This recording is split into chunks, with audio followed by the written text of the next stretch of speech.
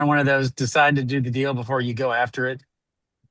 Well, yeah, that's not a bad approach. You must have Yeah.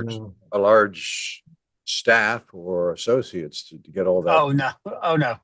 And well, like I said, I'm ultimately, um, I'm helping broker the deal. So I'm You're ultimately, okay. Are you representing the buyer or seller? I'm representing the buyer, and I'm sorry, I'm representing the seller. I'll get it there in a minute. And then it connected with through through a friend in Atlanta with the buyer. They already have like, oh my gosh, 100,000 doors or something. Oh, They're a huge group. Oh, wow. yeah. Yeah, Okay. yeah. Well, they're probably all set up for doing that due diligence thing on a large scale like that. That's a huge. Yeah, well, I Yeah, mean, I think yeah. so. So I mean, ultimately, that's their problem. But you got to be familiar with the deal to help broker Yeah. it. Yeah. So, Absolutely. Yeah. um, if you look stupid, it's like, well, what value did you Yeah. bring, right? Right. Right. Yeah. Well, you got your earbuds on. You don't look stupid. Well, Got your dimmer cap on. please tell my wife that. Most times I do look stupid. No, no, no. Hey, there is a reason why, though. I will say I still use. Oh, they're not here. But I have several sets of just still Apple wired headphones. I don't. I have a couple pairs of the of Earbuds or The AirPods. AirPods. And or I air. can't bring myself to use them. And then if I'm in Yeah. public and I have, and I do have to take a call or something rather, people obviously know I'm on the phone then and don't talk to me. Right. So Right. Right. Hey, Yeah. who are you going to pay attention to? yeah. Yeah. So I don't know. I mean, they're good, but I I just see a can't lot of seem to people bring wearing myself them. to use them. Even my lawn guy's got them. He's probably Oh, getting yeah. an appointment for his next lawn deal. There you go. Nice. Awesome. In any case, well, very Hmm. cool. Well, we've got everybody out on Nice. the socials and everything like that. Thank you guys for obviously being here and all of that. So yeah, Steve, very nice to meet you, of course. And David, I'm Nice to super meet you. intrigued and would love to hear about obviously what all you're doing as well. But I'll let I know Scott had a little bit of a structure to this one, so I'll let him take over. But yeah, David, thanks for sharing. I'd love to hear more. But yeah, so Sure. Yeah. Glad to have you guys here. Steve, thanks for Sure. jumping in so quickly and Yeah, my everything. pleasure. Always appreciate. I've got about a 3:30 hard stop. Incidentally, I've got Oh, another that's fine. commitment.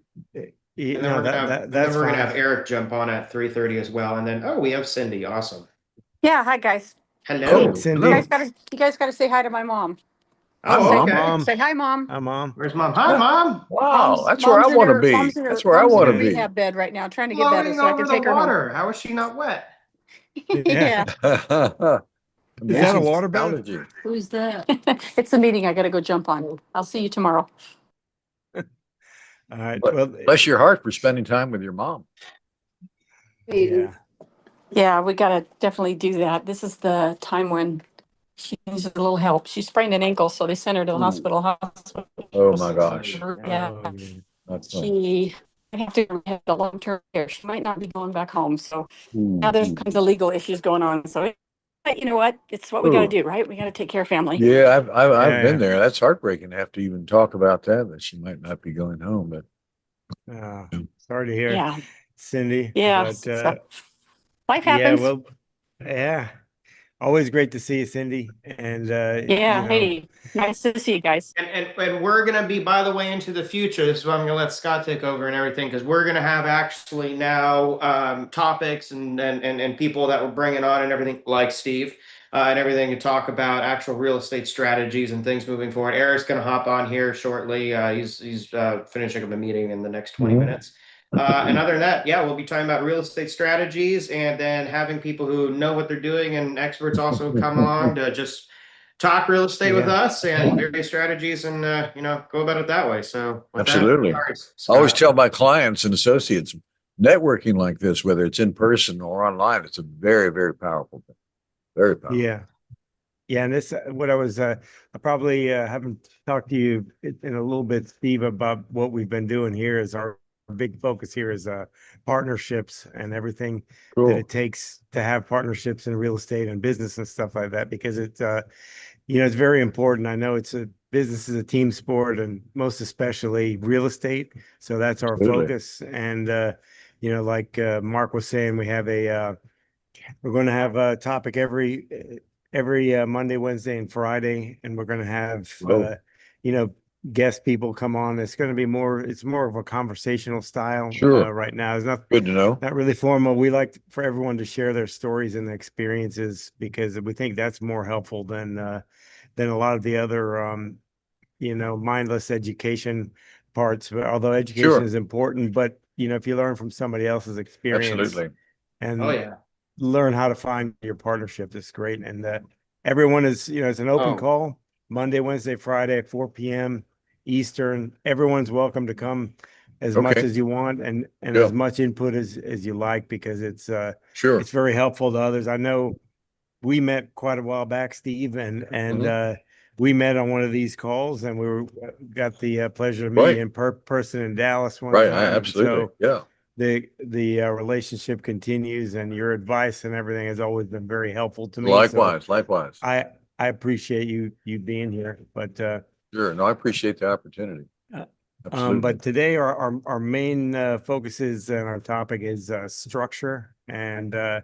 it's very important, like what David was just talking about before we got started, was he's going through due diligence and everything, and Mhm. part of the due diligence is how to structure the deal. Um, if you want, or if you can, Steve, could you share a little bit about that? Because I know you're in commercial mortgages and have seen the Sure. gambit in your 30, 40 years of experience. Because Mhm. Mhm. I know the loan is one thing, but the mortgage has to be a part of that structure based on the asset. Right. Right. So there's several viewpoints there when you say structure. One of the real important things that I've run across over the years is that investors get together and there's, time, money, expertise, three primary components that you have to bring to any sort of business, especially real estate. And who's bringing time, money, expertise? So maybe one person is bringing time, and David, you're bringing the expertise, and Scott, you might have the money involved. So you got to get your heads together. And the question is, who does what? Who owns what? Yeah, and who gets what? And what I do is literally put in terms, just structuring the ownership among the partners in terms, rather than structuring the loan. That's a little different. But I like to put together an organizational chart, and along with that organizational chart, have a commentary that goes along with it for just extra discussion. And it's really important when you get more than one or two or three or five or 10 LP investors. You want to have something like that you can show, a organizational chart to everybody. It's helpful to you, and when your LPs see it, they have a much better idea of their role, who's involved in the transaction, and how the whole program is put together.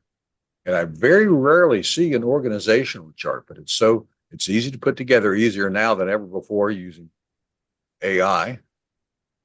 And when I first started doing this many years ago, I struggled because I'm not very good at putting images and graphics together. I had to hire somebody to do it. It got pretty expensive, but it looked really nice, and it was all laid out, et cetera, where the ownership LLC is here, and it's broken down to the GP side and the LP side, et cetera, et cetera. So organizational chart shows the structure of ownership. And I think it's real important to include with your investors and other associates.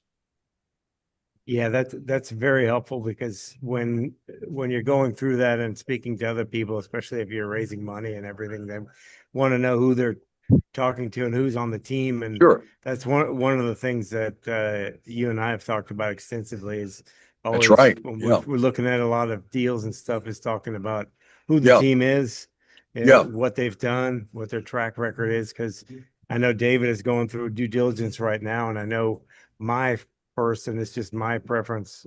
My start with the due diligence and getting involved with anyone is vetting the people first, the sponsor team, the fund manager, people that are involved with the sale, why the person's selling it, who these people are. So you get a better idea of building a story of why it's Mhm. being sold, why we're Mhm. going after this asset, why this team is the one to be involved with. Mhm. Very And important. Yeah.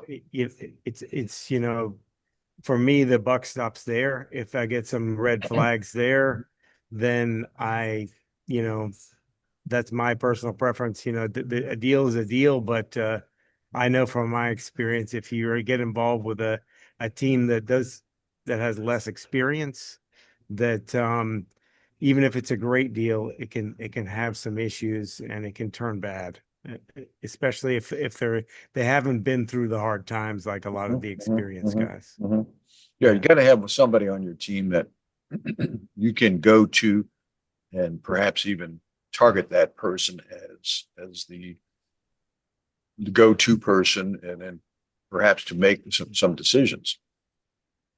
You can go that far if you've got some LPs that aren't very experienced. You've got one or two GPs that one of those GP, um, one of them's got to be the decision maker.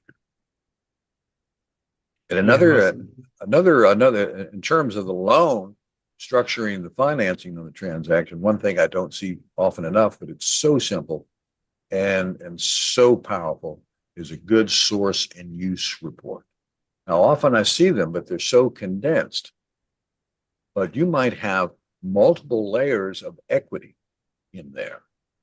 Maybe there's some land in there that's already paid for. That's an equity component.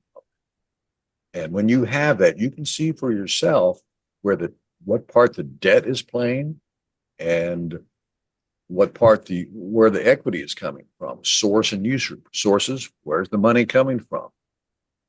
Uses, how is it being used? I wish I had a chart up for that, but that's often I see a source and use report, but it's so condensed you can't really tell if there are multiple layers of loans, which is usually not the case, but sometimes you see it. But almost always there are multiple layers of equity, the cash, the money out of your pocket that you need to bring to the deal. Source and use report is real important in terms of structuring that loan. And when you have that and you show it to your lender, then that really clarifies how that deal is coming together.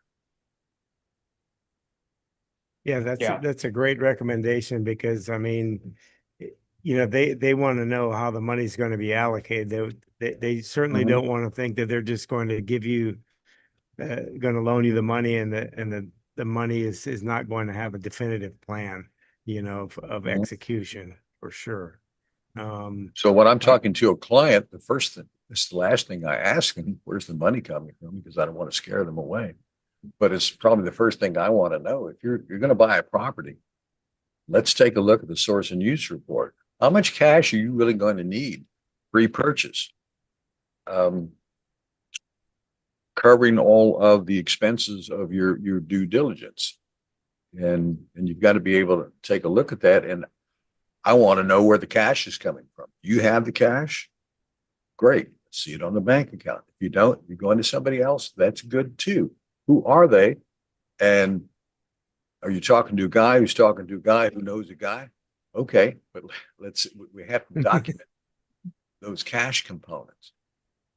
And then you put it together on a source and use report, and it's just crystal clear, everybody. yeah, that's most definitely. What else do you look at besides sources and uses, like especially when you're looking to put together a commercial mortgage? Well, if What's it's the vanilla kind of transaction would be a purchase of a multifamily property that's cash flowing. Further away you get from that scenario, the more involved it gets. Get into a bridge loan, entirely different kind of loan than a purchase loan.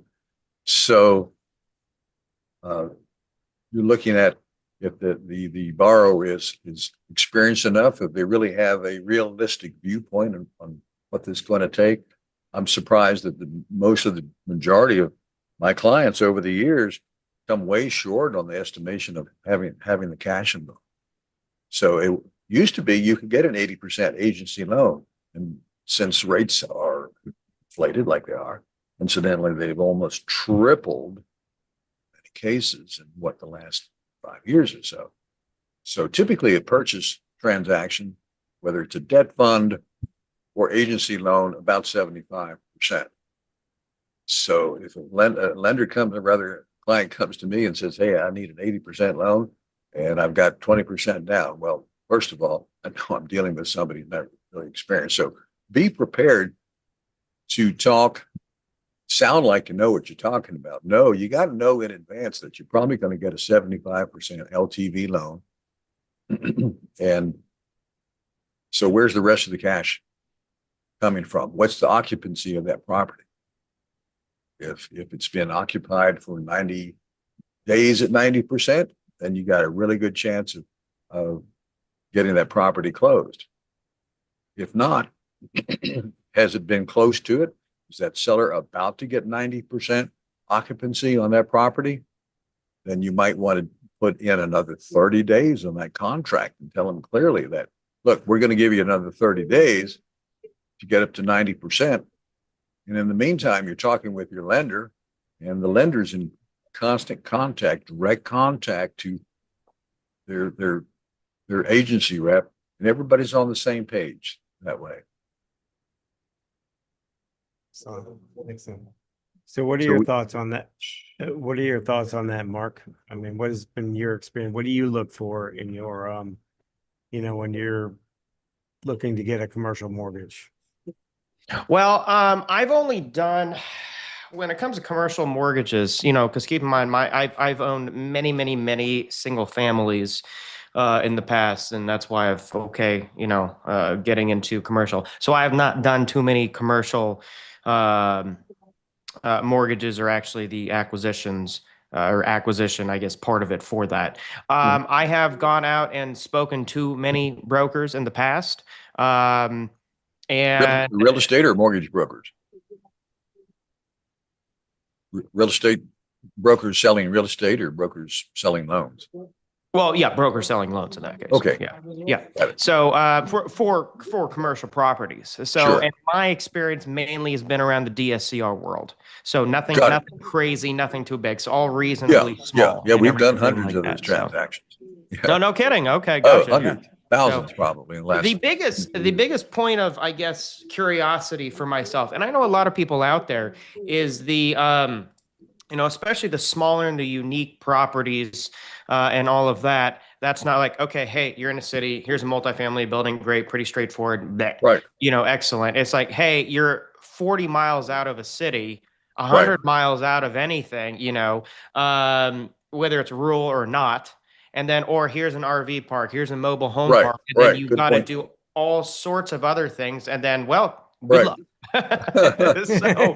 So all those different kinds of loans you're talking about, they all have different kinds of funding options. Every single one of them.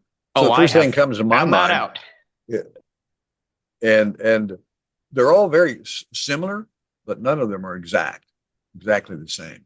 So one thing I think is keep important to talk to your associates is that there's a great opportunity for 5 to 10 units that are strictly DSCR, meaning that you use the tax and the insurance only for the expense account.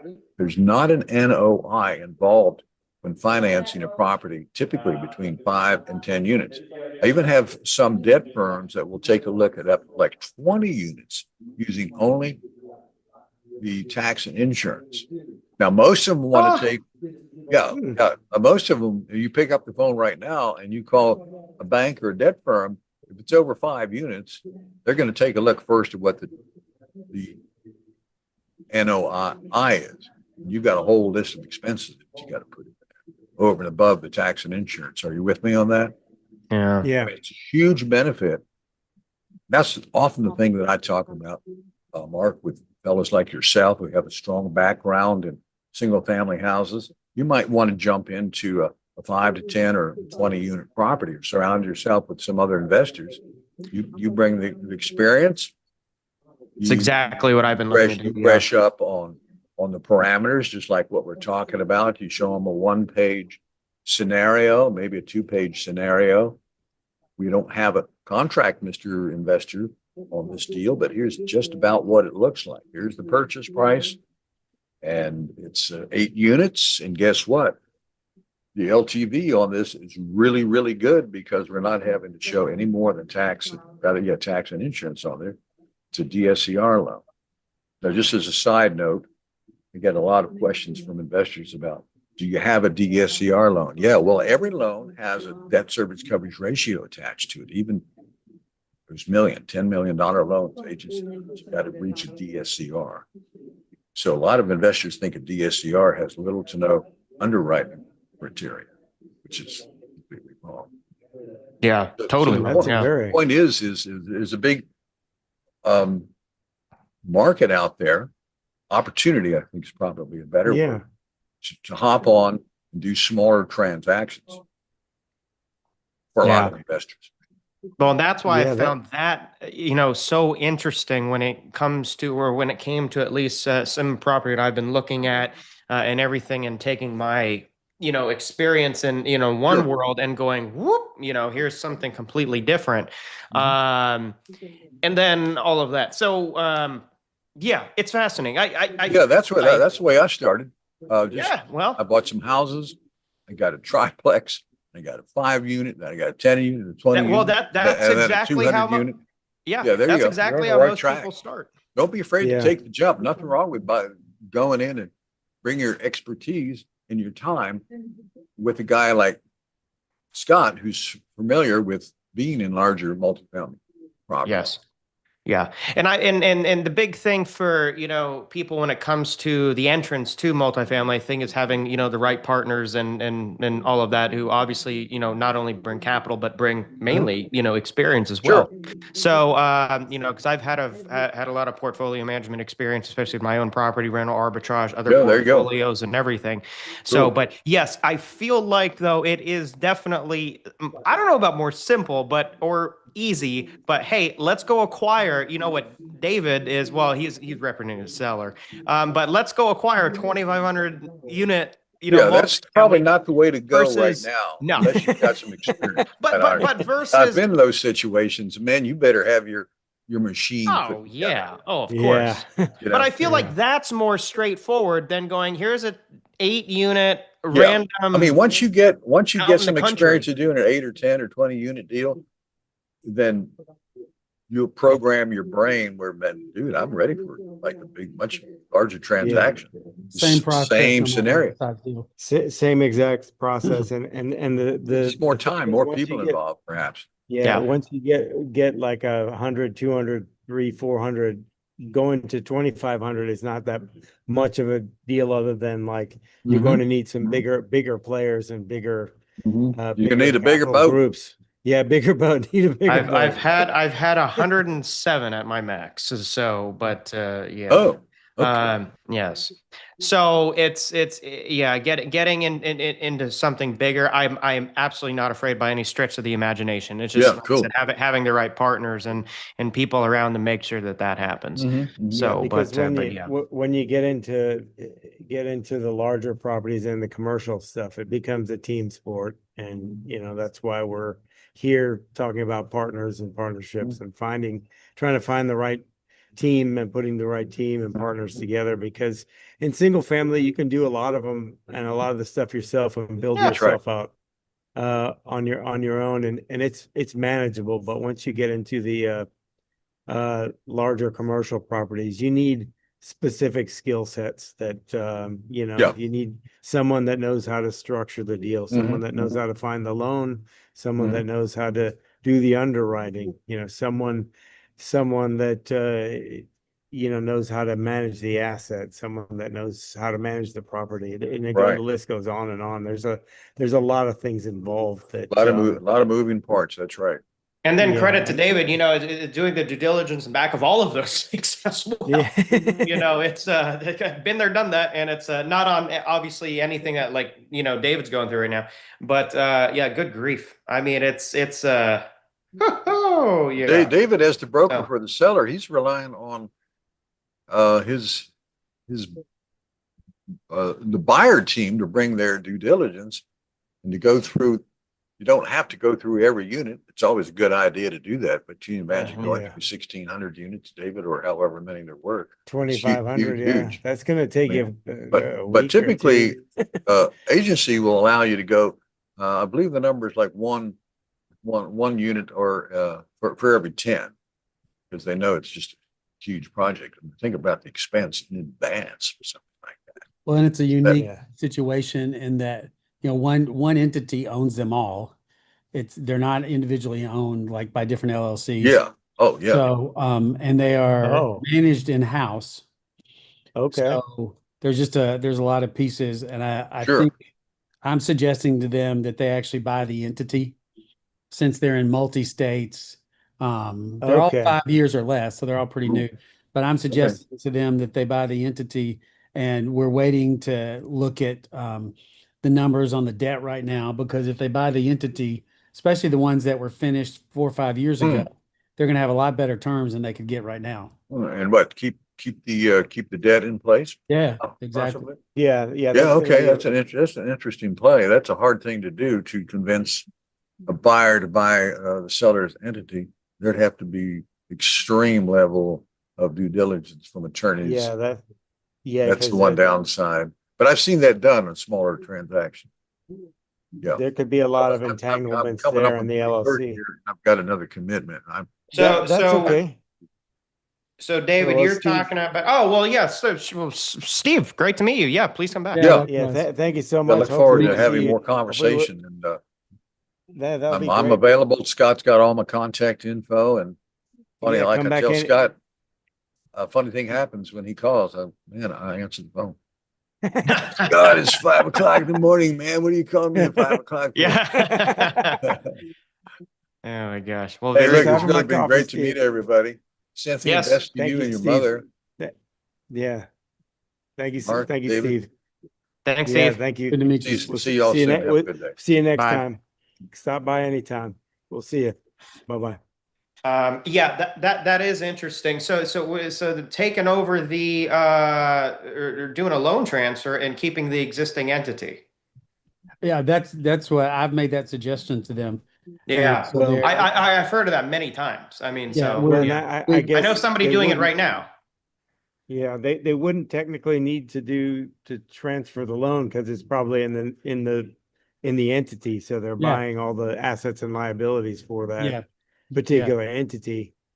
Well, this is a 40 unit that somebody that I know is currently doing it, and they actually are doing a loan transfer, but I mean it's not 2,500. So I mean, but yeah. Yeah. So well, yeah, and very I'm interesting. figuring they very likely have multiple financial institutions involved.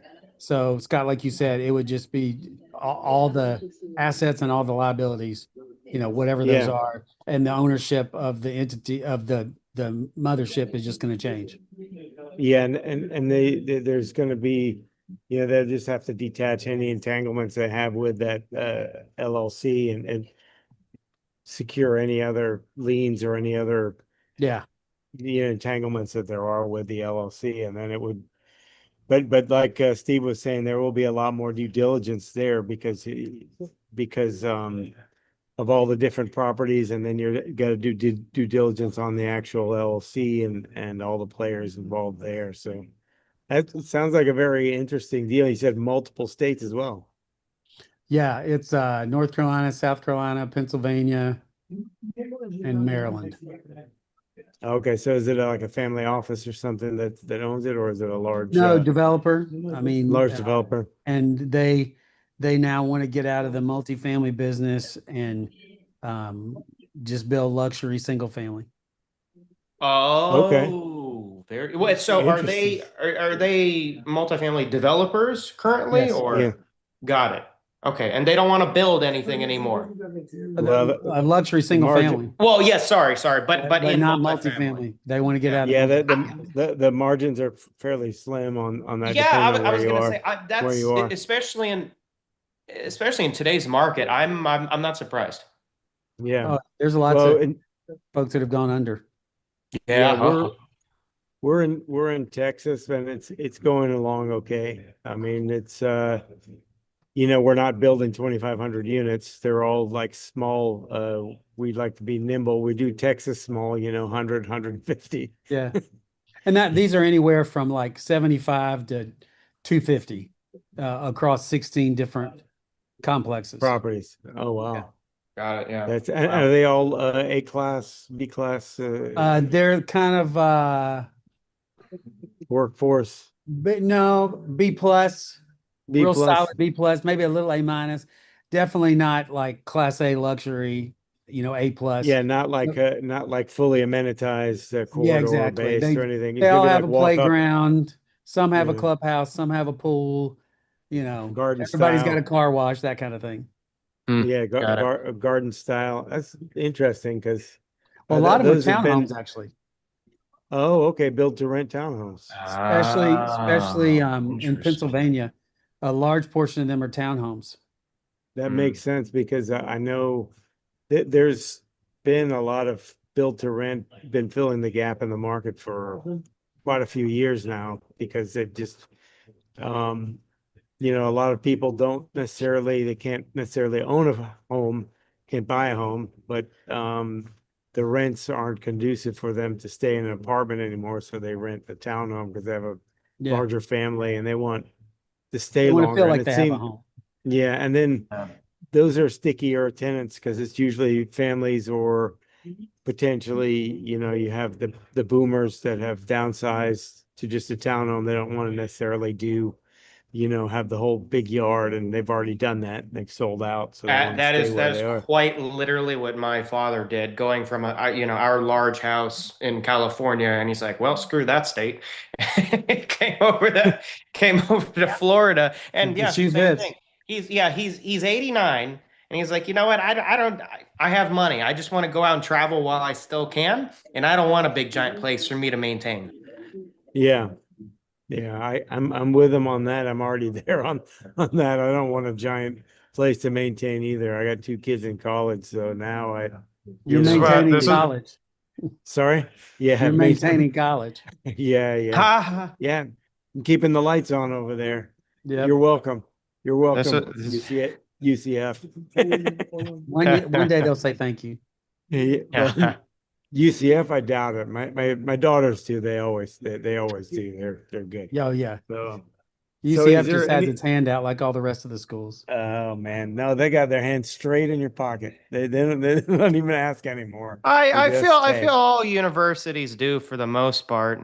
So my dad and myself, I'm a lifelong Buckeye, with Ohio State, and I can't even tell you the amount of money my father's donated to our school. I mean, it's unbelievable. So, but yeah, they're always like, hey. Yeah. But Yeah. from it, you have, a conversation for, nothing to do with this, but from it, you have, essentially the largest athletics budget in the United States. You have, an insane budget for anything academics. I mean, it's incredible the amount of donations that school pulls in. It's basically the largest in the U.S. from almost anything. So it's nuts, nuts. Yeah. So. Well, I would say that, I know the endowments for a lot of the schools are big. I know UT where I went is big because they have oil money. They get big endowments We've got from the our own land. family endowment Yeah. at Ohio State. So yeah. Yeah, and it's oil a long time. I think they found oil on the University of Texas land back in the 40s or whatever. Everybody, all the schools in Texas get a piece of it. University of Texas gets the most, and I know the endowments for a lot of the schools in New England are quite big. But so is there anything more you can share about that deal that you're working on, David, or is it all fairly straightforward?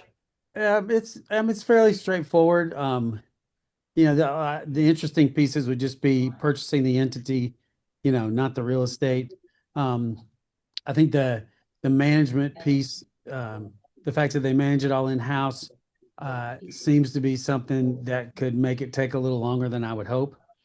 Because Yeah. they've got to, I mean, there's people doing that. So very likely they can probably just hire a lot of those people, but it's still a little messy, I mean, when you start talking about, employees across 16 properties. So I think that may cause another week or two Yeah, the in the diligence is going to process. be extensive because and how's that going to work? Are they going to, when you buy the entity, are they going to move with the entity? You're going to have some retention levels there too with And because you the probably don't want management some style of is going them. to change. Yeah.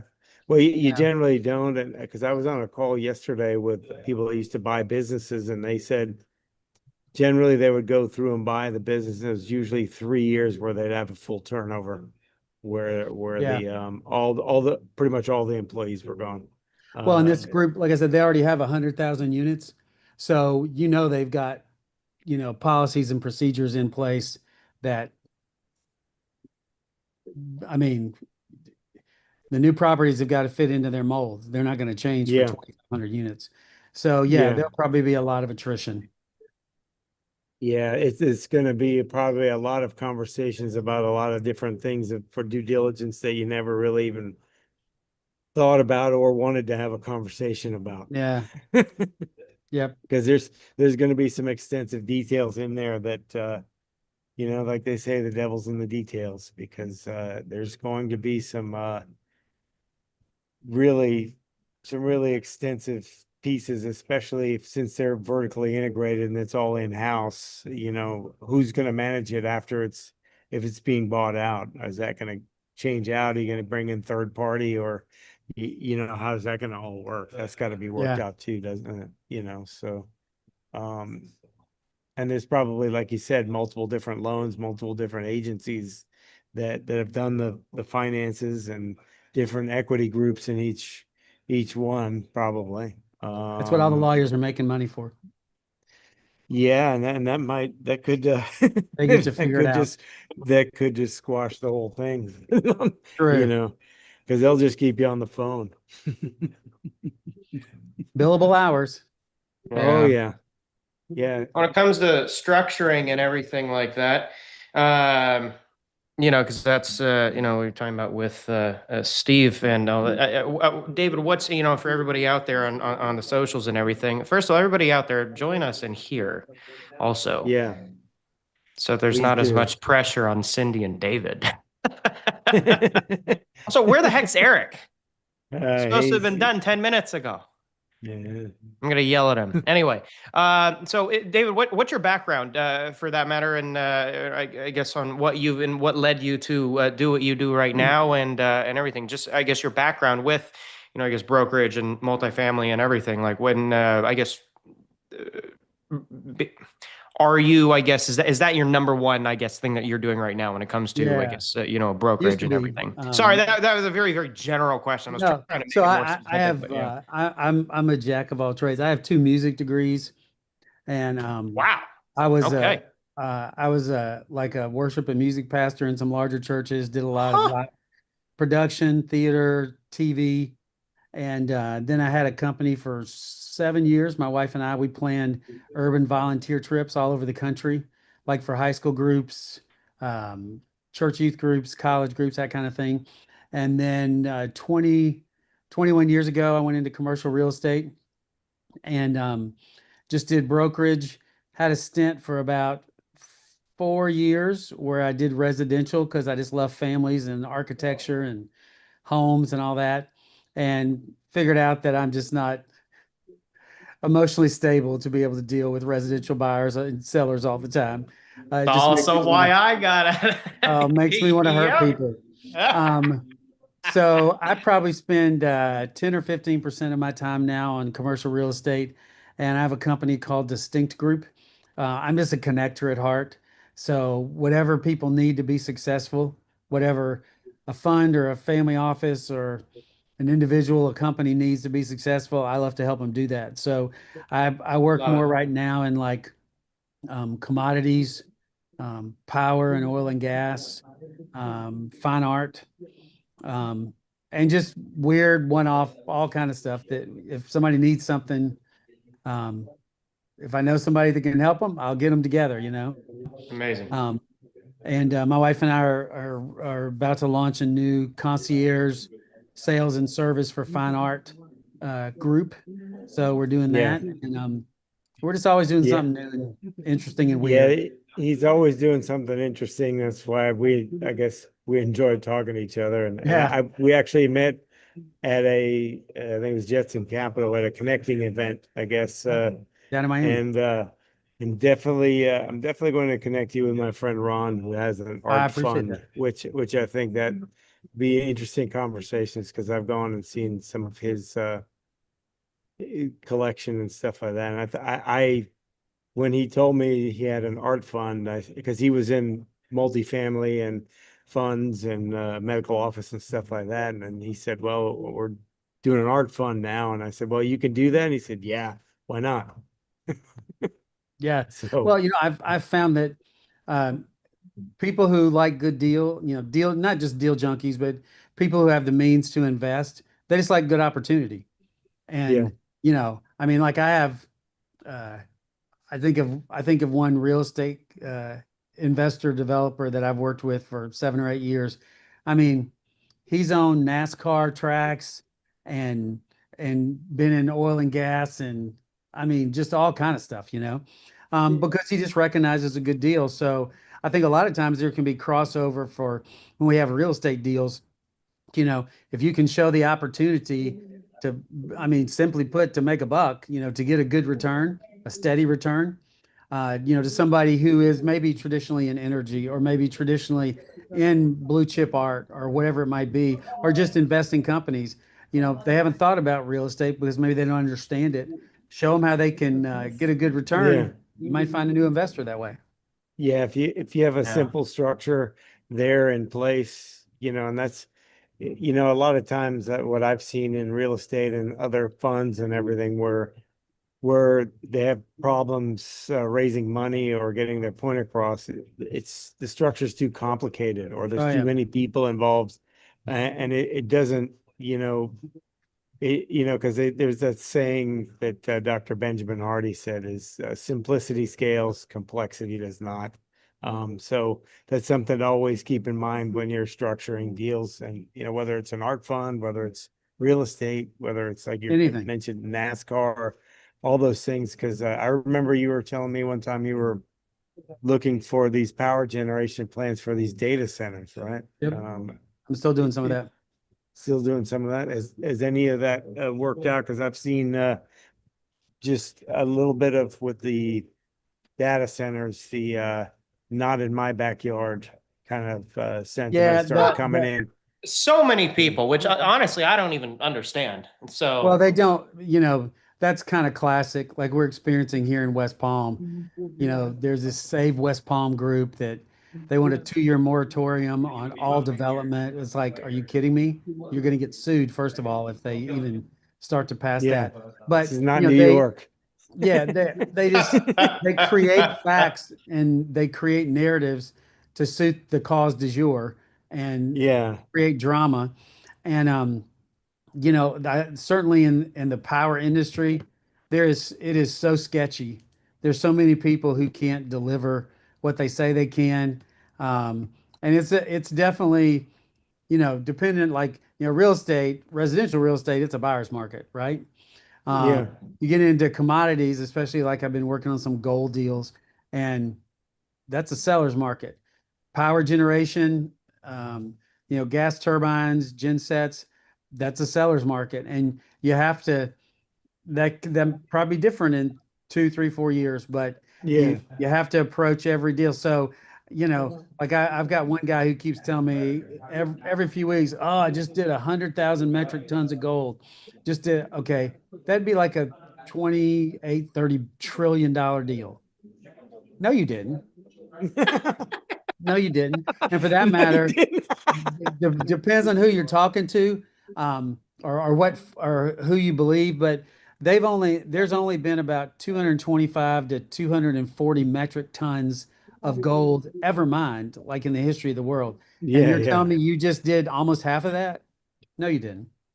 yeah, So yeah, it's that, I mean, but it's the same way in real estate, right?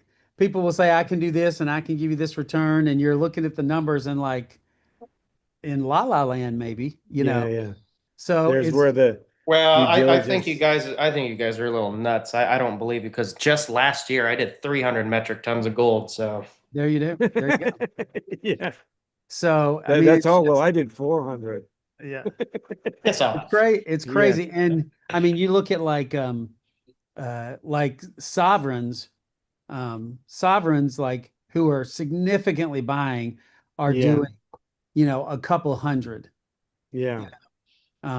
So anyway, but Yeah, and it's there's not enough to move. There's really most people that are buying, they're buying what's out there, and there's not a whole lot of people that are actually transacting in the actual physical gold. They're moving the paper, but like the sovereigns, like you're saying, they're whatever's available, they're taking most of it. And it's like yeah, you said, a couple of hundred here, you know, yeah. here and there. And there's more contracts out than there are gold Oh, anyway. So absolutely. so that what I thought was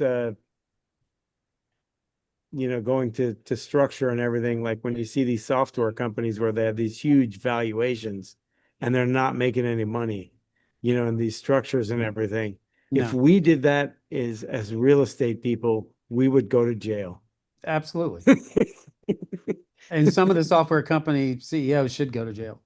Yeah, well, that's a You whole know, Scott, nother conversation. expand on that. You kind of lost me a little bit. Intrigued. Well, because like with some of these software companies that have these huge valuations, they're doing seed rounds, they're doing the Series A, Series B, and Yeah. none of the companies are solvent really. They're just bringing in more money, and then they don't have enough revenue to Got it. really Yeah. to really Okay. That's justify yeah. the I agree. or valuation. they have no revenue. Yeah, Yeah. and they have no revenue, and a lot of times I was told, and this is just what somebody told me, and I used to be in tech. They're like, no, no, no, no, we're not supposed to make money until round whatever it is, because if we make money, then they have an actual evaluator. They can actually be evaluated based on their revenue, and so then it doesn't really compute, and then the company fails, after 3 years or whatever, and everyone that was involved, a lot of the people on the high level, they make money, and everyone else Loses money. loses. Yeah, Yeah. I and just then those don't. venture capitals, they do like they have that 80-20 model. They 20% make huge gains, and the first 80 just tank They're gone. completely. Yeah, completely. Anything that somebody tells me, like all these tech multiples that are often like, 60, 70x, it's like if you happen to find the one that's lightning in a bottle, good for you. But Yeah, I'll I'll gambling. stick with slow and sure. Yeah, it's definitely like it's a long shot game. It's like betting on gambling on anything. If you're in it and you have a same thing like in real estate. If it's structured where you have the right people, you have the right CEO, you have the right tech and everything. Sure, and you've done it. If you have someone that has multiple exits, and they've done the same thing, then maybe you got a fighting chance. Same thing with, you see these commercial properties where people take them over and the guy has a track record of doing that and he's raised the money and he has the right team, then you probably got a good deal. Granted, still risky because the property's behind, but I'd probably bet on that person time and time again if they've done it, 20 times, um, and each one of those deals requires a different structure. And that's the creative part of real estate in general is no two deals are really the same. You really have to, Yeah. kind of, move things around, whether it be the capital stack, the debt, Yeah. get some seller financing. And I'm seeing that being a lot more popular. Are you guys seeing that seller carry being a lot more popular now especially in commercial world it's always been popular, but with the rates being so low, everybody could get, those high, Oh high yeah. loan to The only way you can values and get some stuff. deals done. Yeah. Like they gotta, say it's a $20 million deal, they have to carry There are the so last million. many. Yeah, I mean, there are so many creative strategies out there for that matter, and I'm very familiar with essentially Yeah, all of you're, them, and have bought that way before and sold. But you know, I'm definitely, and this is why I created what or I'm a part of, with Real Estate Network Association, just because with all these strategies out there, and you have so many people going, we can buy a property for no money, and all this. yeah, Yeah, okay. It's not that simple. And you have a lot of no, people messing up and a lot of people doing stupid stuff and everything, gaming the system, taking advantage of the system, ruining it for proper investors who use Yeah. it properly. So, but seller finance, though, I am a big fan of that. All the other yeah, ones, ooh, regulation yeah, and stupid stuff happening, it's but pretty yeah, seller complicated. finance, no, it doesn't get any more simple than that for the most part when it comes to creative strategy. Obviously, many strategies within seller finance, but Well, the seller yeah, can often make a lot more if he does that. yeah, Yeah, yeah, and it's advantageous to a buyer a lot of times. Well, So I mean, yeah, because they can't so get along. Yeah. or that, yeah. So, but or if you're just structuring a deal, so it's just it's advantageous to both the buyer and the seller. So even if they can or can't, so it's a very very I think it's a great strategy. All the other ones, we yeah, some of them can be quite complicated, and a yeah, lot of the like gurus explain them to be a lot more simple than they than they actually actually are, are. and then And, there's the difference between in reality versus theory versus practice as well. yeah, and then So there's where you really need to get the structure exactly right, and oh there's a lot yes. of players involved in there, and I've never done any real uh creative finance other than like some seller carry or whatever here and there. And I think that's kind of a normal thing for a lot of different real estate deals, is for the seller to carry some of the note just to fill that gap, especially now if you're seeing 60 to 65% LTV, they might carry the Well, 10% and it's and then you get becoming to more 75%. Yes, and it's becoming more and more normalized with lenders, commercial lenders, DS, anything like that as well. So I'm actually curious to know what Steve's, I guess, background with that has been, what he thinks it is now. So, but yeah, it's Yeah, interesting. I'll definitely reach out to him because I think he's been doing commercial mortgages for 30, 40 years, and he's been He's seen it Yeah. all. oh, Yeah, yeah, yeah, yeah, he's yeah. also owned, I think, a few hundred units on his own, and bought and sold, flipped, and had a bunch of multifamily, but I think he's recently sold it down to where he's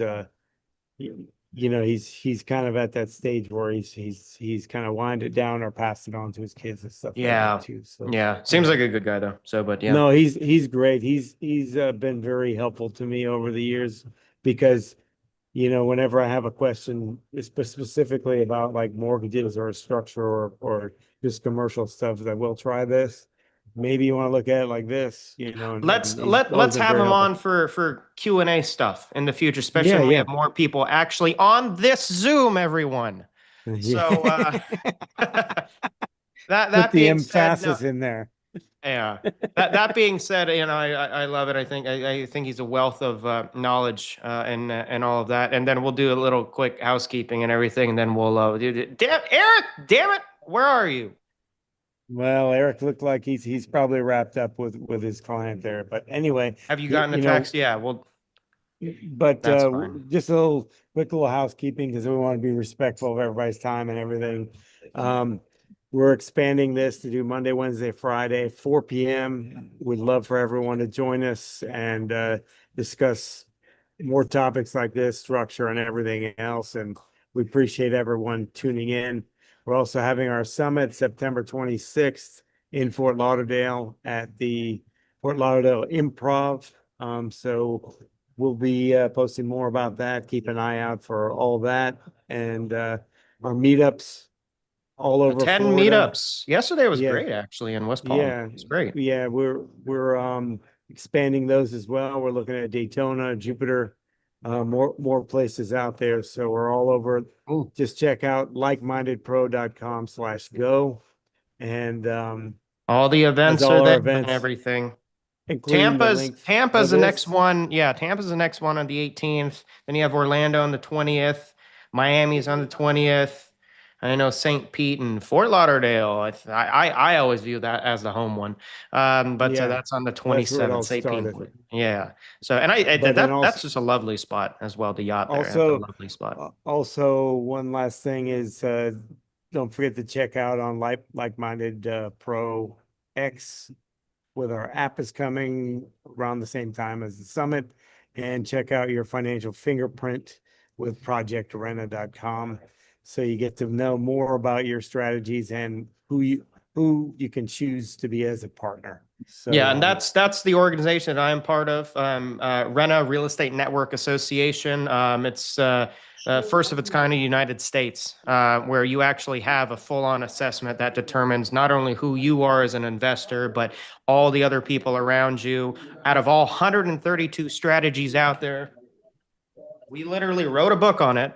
132 strategies out there. Which one best suits, individual people. So they're not all listening to the internet and gurus Yeah. and all that good goofy stuff where you Yeah, have and so many people doing good goofy things these days when we were just talking about and all that stuff. So go on to projectrena.com. That's your ticket into Like-Minded Pro X. Like-Minded Pro X is Rena and Like-Minded coming together. So it's a community that's very unique. It's the first of its kind in the United States. And then right now, I think people are joining. So it's I forget how many people or we have left, Yeah, I guess, to fill that initial spots 50, and everything. the But first 50. Yeah.